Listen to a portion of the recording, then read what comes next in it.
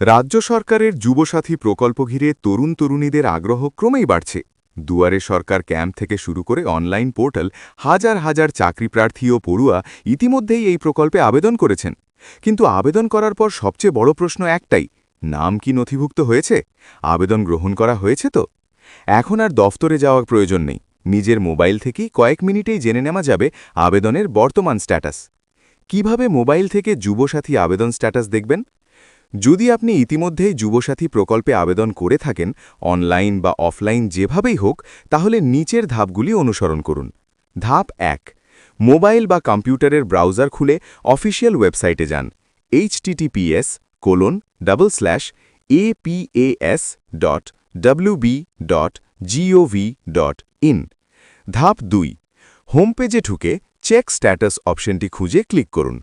ধাপ ৩, আবেদন করার সময় যে মোবাইল নম্বর ব্যবহার করেছিলেন সেটি নির্দিষ্ট ঘরে লিখুন।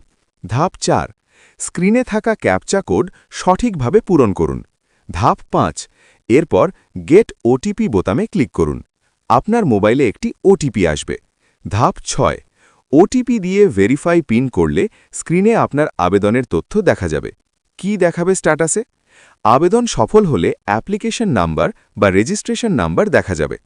অ্যাপ্লিকেশন ফর্ম অপশানে গিয়ে জমা দেওয়া ফর্ম আবার দেখা বা প্রিন্ট করা যাবে। অফলাইনে আবেদন করলে অনলাইনে আবার আবেদন করা যাবে? হ্যাঁ, যদি অফলাইন ফর্ম এখনও সিস্টেমে আপলোড না হয়, তাহলে অনলাইন আবেদন করা সম্ভব।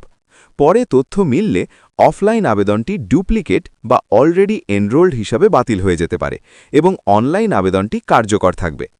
গুরুত্বপূর্ণ তথ্য: বর্তমানে পোর্টালে শুধুমাত্র রেজিস্ট্রেশন হয়েছে কিনা এই তথ্যই দেখা যাচ্ছে।